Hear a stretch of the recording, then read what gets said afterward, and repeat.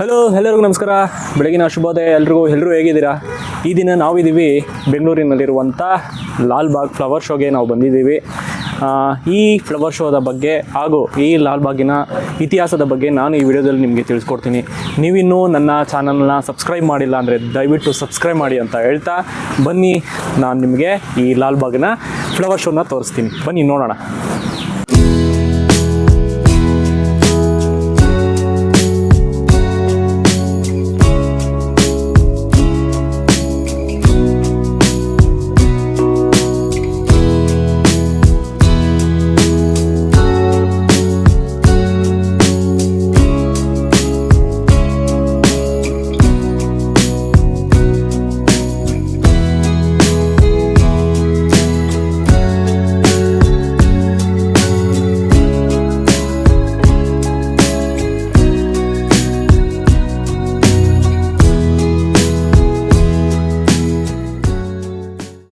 ನಾವು ಬೆಳಗ್ಗೆ ಸುಮಾರು 7 ಗಂಟೆಗೆ ನಾವು ಮನೆ ಬಿಟ್ವಿ. ಕಾರಣ ಯಾಕಂತಂದರೆ ವೀಕೆಂಡ್ ಆಗಿರೋದ್ರಿಂದ ಮಧ್ಯಾಹ್ನ ಮೇಲೆ ತುಂಬ ಕ್ರೌಡ್ ಆಗ್ತಾರಂತ ನಾವು ಕ್ಯಾಬ್ ಮಾಡಿಕೊಂಡು ನಾವು ಹೊರಟಿದ್ದು ಲಾಲ್ಬಾಗ್ ಕಡೆಗೆ. ಇಲ್ಲಿ ಪ್ರತಿ ವರ್ಷ 2 ಬಾರಿ ಫ್ಲವರ್ ಶೋ ನಡೆಸ್ತಾರೆ. ಒಂದು ಜನವರಿ ತಿಂಗಳಲ್ಲಿ, ಮತ್ತೊಂದು ಆಗಸ್ಟ್ ತಿಂಗಳಲ್ಲಿ. ಅದೇ ರೀತಿ ಈ ಸಲ ನಾವು ಈ ಆಗಸ್ಟ್ನ 2025ರಲ್ಲಿ ನಾವು ಫ್ಲವರ್ ಶೋಗೆ ಬಂದ್ವಿ. ಇಲ್ಲಿ ಪ್ರತಿ ಬಾರಿ ಒಂದೊಂದು ಥೀಮ್ ಇಟ್ಕೊಂಡು ಒಂದು ಫ್ಲವರ್ ಶೋ ಡೆಕೋರೇಷನ್ ಮಾಡ್ತಾರೆ. ಈ ಸಲ ಮಾಡಿದ್ದು ನಮ್ಮ ಹೆಮ್ಮೆಯ ಕಿತ್ತೂರು ರಾಣಿ ಚೆನ್ನಮ್ಮ ಮತ್ತು ಸಂಗೊಳ್ಳಿ ರಾಯಣ್ಣ ಅವರ ಜೀವನ ಚರಿತ್ರೆ.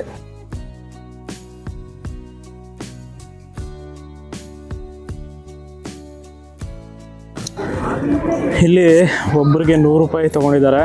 ಸೊ ನಮಗೆ 3 ಜನಕ್ಕೆ 300 ರೂಪಾಯಿ ಆಯಿತು. ನೀವು ಇಲ್ಲಿ ಕ್ಯಾಶ್ ಆದರೂ ಕೊಡ್ಬೋದು ಅಥವಾ UPI ಆದರೂ ಮಾಡ್ಬೋದು.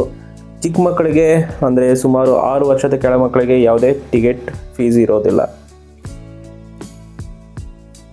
ನಾವು ಹೋಗಿದ್ದು ಈಸ್ಟ್ ಗೇಟಿಂದ ಹೋದರೆ ನಿಮಗೆ ಮೊದಲು ಸಿಗೋದೆ ಈ ಪೆನಿನ್ಸುಲರ್ ನೇಲ್ಸ್. ಅಂದರೆ ಈ ಬಂಡೆ ಸುಮಾರು 3000 ಮಿಲಿಯನ್ ವರ್ಷಗಳ ಹಳೆಯ ಬಂಡೆ. ಇದು ಪ್ರಪಂಚದಲ್ಲಿ ಇರುವಂಥ ಹಳೆಯ ಶಿಲೆಗಳಲ್ಲಿ ಇದು ಸಹ ಒಂದು. ನಮ್ಮ ಭಾರತದಲ್ಲಿರುವಂಥ ಅನೇಕ ಬೊಟಾನಿಕಲ್ ಗಾರ್ಡನ್ಗಳಲ್ಲಿ ಇದು ಸಹ ಒಂದು. ಇದು ಮೊದಲ ಸ್ಥಾನದಲ್ಲಿ ನಿಲ್ಲುತ್ತೆ, ಯಾಕಂದರೆ ಇದು ಸುಮಾರು 240 ಎಕರೆ ಇರುವಂಥ ದೊಡ್ಡದಾದಂಥ ಬೊಟಾನಿಕಲ್ ಗಾರ್ಡನ್.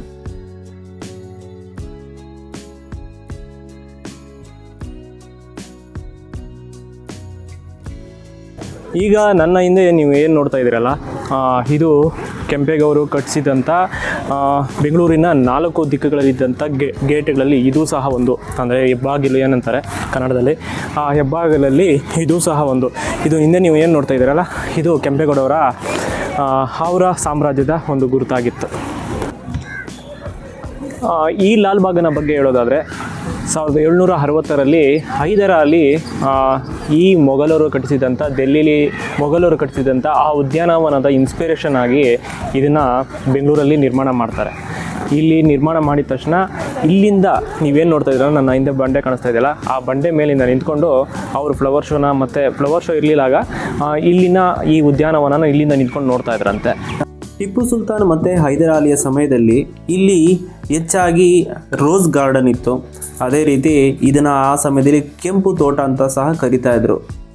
ಆ ಸಮಯದಲ್ಲಿ ಟಿಪ್ಪು ಅನೇಕ ಸಸ್ಯಗಳನ್ನು ಪರ್ಷಿಯಾದಿಂದ ತರಿಸ್ಕೊಂಡಿದ್ರಂತೆ.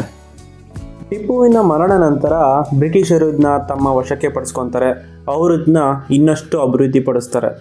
ಅಷ್ಟೇ ಅಲ್ಲದೆ ಅನೇಕವಾದಂಥ ಸಸಿಗಳನ್ನು, ಔಷಧಿ ಇರುವಂಥ ಸಸ್ಯಗಳನ್ನು ಸಹ ವಿದೇಶದಿಂದ ಇಲ್ಲಿ ಆಮದು ಮಾಡ್ಕೊತಾರೆ.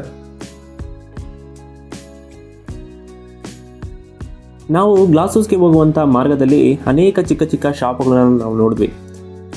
ಇದೇನೆಂದರೆ ಮನೆಯಲ್ಲಿ ತಯಾರು ಮಾಡಿದಂಥ ಅನೇಕ ಕರಕುಶಲ ವಸ್ತುಗಳು, ಅದೇ ರೀತಿ ಖಾದ್ಯಗಳು ಅದೆಲ್ಲ ಮಾರಾಟಕ್ಕೆ ಇಟ್ಟಿರ್ತಾರೆ. ಇದನ್ನು ಕೆಲವೊಂದು NGO ಸಂಸ್ಥೆಗಳು, ಅದೇ ರೀತಿ ಯಾರಾದರೂ ಸ್ಟಾರ್ಟಪ್ ಶುರು ಮಾಡೋ ಹಾಗಿದ್ದರೆ ಅಲ್ಲಿ ಬಂದು ವ್ಯಾಪಾರ ಮಾಡ್ತಾರೆ.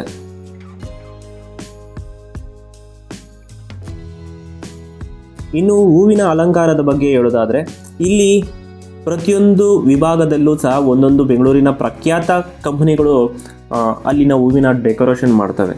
ಈಗ ಎಕ್ಸಾಂಪಲು ನನ್ನ ಮುಂದೆ ನೀವು ನೋಡ್ತಾ ಇದ್ದೀರಲ್ಲ, ಇದು ನಿಮಾನ್ಸ್ ಅವರು ಮಾಡಿದಂಥ ಒಂದು ಹೂವಿನ ಡೆಕೋರೇಷನ್ ಆಗಿದೆ.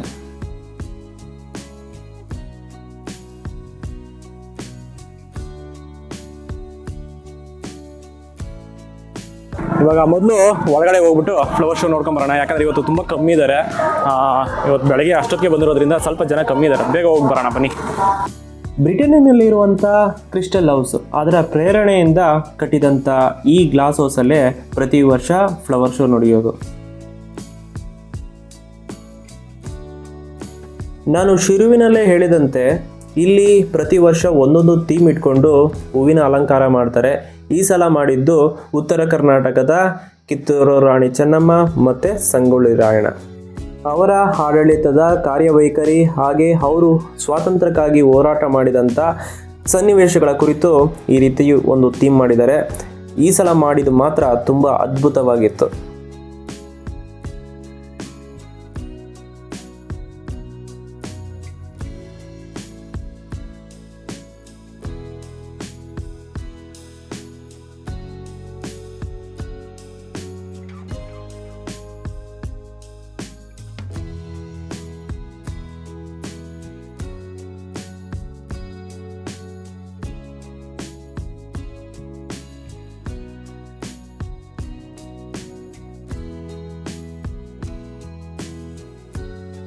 ಅಷ್ಟೇ ಅಲ್ಲದೆ ಕಿತ್ತೂರು ರಾಣಿ ಚೆನ್ನಮ್ಮ ಮತ್ತು ಸಂಗೊಳ್ಳಿ ರಾಯಣ್ಣ ಅವರ ಜೀವನ ಚರಿತ್ರೆ ಸಹ ಅಲ್ಲಿ ಕೊಟ್ಟಿದ್ದಾರೆ.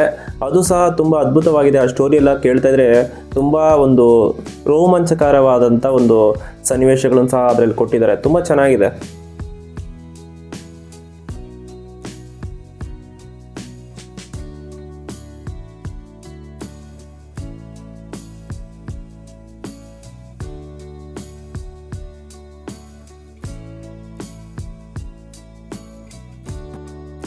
ಇಲ್ಲಿ ಕೇವಲ ಸಂಗೊಳ್ಳಿ ರಾಯಣ್ಣ ಮತ್ತು ಕಿತ್ತೂರು ರಾಣಿ ಚೆನ್ನಮ್ಮ ಬಗ್ಗೆ ಮಾತ್ರ ಕೊಟ್ಟಿಲ್ಲ, ಅನೇಕ ನಮ್ಮ ನಾಡಿನ ಸ್ವಾತಂತ್ರ್ಯ ಹೋರಾಟಗಾರರು, ಅದೇ ರೀತಿ ಕಿತ್ತೂರಲ್ಲಿದ್ದಂಥ ಅನೇಕ ವೀರರ ಬಗ್ಗೆ ಸಹ ತಿಳಿಸಲಾಗಿದೆ.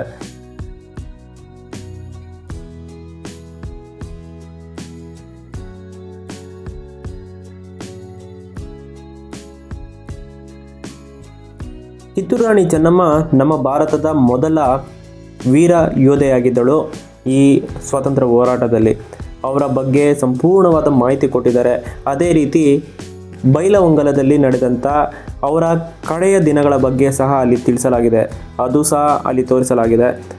ನಮ್ಮ ನಾಡಿನ ವೀರವನಿತೆ ಓಬವ್ವ ಅವರ ಬಗ್ಗೆ ಅಲ್ಲಿ ಒಂದು ಚಿಕ್ಕದಾದಂಥ ಒಂದು ಕತೆ ಹೇಳಿದ್ದಾರೆ. ಅದು ಸಹ ತುಂಬ ಚೆನ್ನಾಗಿದೆ. ಅದೇ ರೀತಿ ನಮ್ಮ ನಾಡಿನ ಹೆಮ್ಮೆಯ ಹಾಗೂ ನನ್ನ ನೆಚ್ಚಿನ ಬೆಳವಾಡಿ ಮಲ್ಲಮ್ಮ ಅವರ ಬಗ್ಗೆ ಸಹ ಅಲ್ಲಿ ಕೊಟ್ಟಿದ್ದಾರೆ. ಅದನ್ನು ನೋಡೋದಕ್ಕೆ ತುಂಬ ಖುಷಿ ಆಗುತ್ತೆ. ಈಗ ನೋಡ್ತಾ ಇರೋದು ರಾಣಿ ಹಬ್ಬಕ್ಕ. ಕಿತ್ತೂರು ರಾಣಿ ಚೆನ್ನಮ್ಮ ಅವರ ಕಡೆಯ ದಿನಗಳು ಬೈಲಹೊಂಗಲದಲ್ಲೇ ಆಗಿತ್ತು. ಅದರ ಬಗ್ಗೆ ಸಹ ಅಲ್ಲಿ ತಿಳಿಸಲಾಗಿದೆ. ತುಂಬ ಚೆನ್ನಾಗಿದೆ ಅದೆಲ್ಲ ನೋಡೋದಕ್ಕೆ.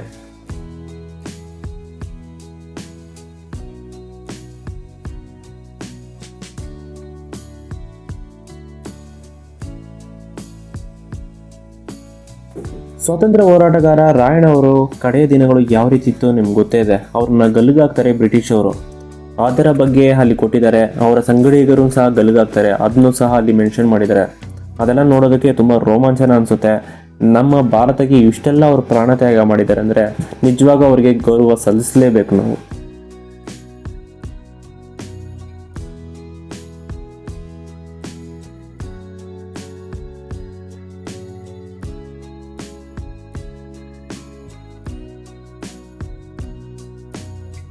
ಇಲ್ಲಿ ಸುಮಾರು ದೇಶ ವಿದೇಶಗಳ 100ಕ್ಕೂ ಹೆಚ್ಚು ಬಗೆಯ ಹೂಗಳಿಂದ ಅಲಂಕಾರ ಮಾಡ್ತಾರೆ ಪ್ರತಿ ವರ್ಷ. ಹಾಗೆ ಇಲ್ಲಿ ಸುಮಾರು 1800ಕ್ಕೂ ಹೆಚ್ಚು ಪ್ರಭೇದದ ಸಸ್ಯಗಳನ್ನು ಸಹ ನೀವು ನೋಡ್ಬೋದು ಈ ಲಾಲ್ಬಾಗಲ್ಲಿ.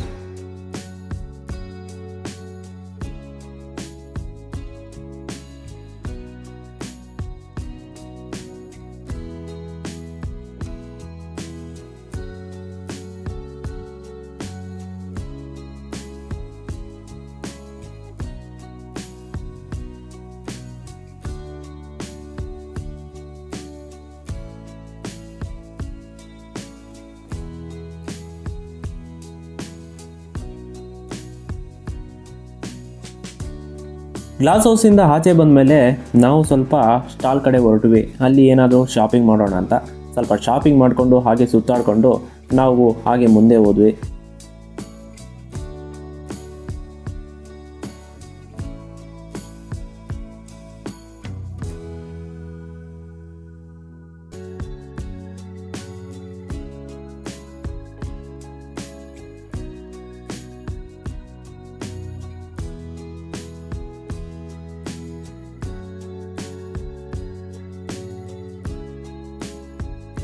ಮುಂದೆ ನಿಮಗೊಂದು ಕ್ರಿಸ್ಮಸ್ ಟ್ರೀ ಕಾಣಿಸ್ತಾ ಇರ್ಬೋದು, ಅದು ಹೈಟ್ ತೋರಿಸ್ತೀನಿ ನೋಡಿ ನಾನು ನಿಮಗೆ. ನಾವು ಹೋಗ್ತಾನೆ ಇದೆ ಲಾಸ್ಟ್ವರೆಗೂ. ತುಂಬ ದೊಡ್ಡದಾದಂಥ ಕ್ರಿಸ್ಮಸ್ ಟ್ರೀ ನೋಡಿ. ಇದು ಎಲಿಫೆಂಟ್ ಆಪಲ್ ಅಂತ. ಇಲ್ಲಿ ಪ್ರತಿಯೊಂದು ಮರಗಳ ಮೇಲೆ ಇದು ಯಾವ ತಳಿ, ಯಾವ ಜಾತಿಯ ಮರ ಅನ್ನೋದನ್ನು ಸಹ ಅಲ್ಲಿ ಮೆನ್ಷನ್ ಮಾಡಿದ್ದಾರೆ. ಅದೆಲ್ಲ ತುಂಬ ಬೇಕಾಗಿರುವಂಥ ಮಾಹಿತಿ ಆಗಿದೆ.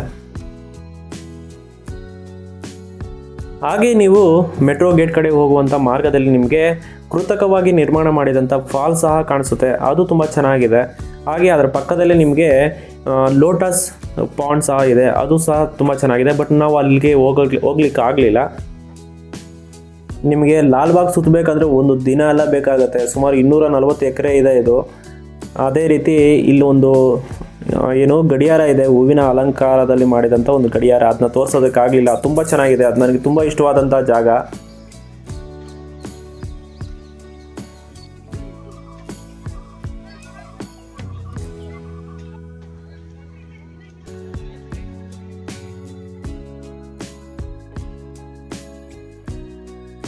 ಈ ರೀತಿಯ ಬೋರ್ಡ್ಗಳು ಪ್ರತಿಯೊಂದು ಮರದ ಮೇಲೂ ನೀವು ನೋಡ್ಬೋದು.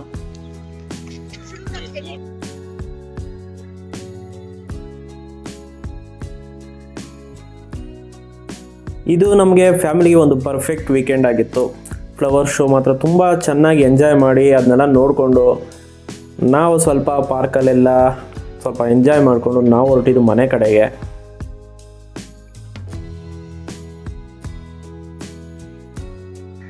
ನೋಡಿದ್ರಲ್ಲ, ಇದಾಗಿತ್ತು ಲಾಲ್ಬಾಗ್ ಫ್ಲವರ್ ಶೋ ಮತ್ತು ಲಾಲ್ಬಾಗ್ನ ಒಂದು ಚಿಕ್ಕದಾದಂಥ ಒಂದು ವಿಡಿಯೋ. ಐ ಹೋಪ್ ನಿಮಗೆ ಈ ವಿಡಿಯೋ ಇಷ್ಟ ಆಗಿದೆ ಅಂದ್ಕೊಂಡಿದ್ದೀನಿ.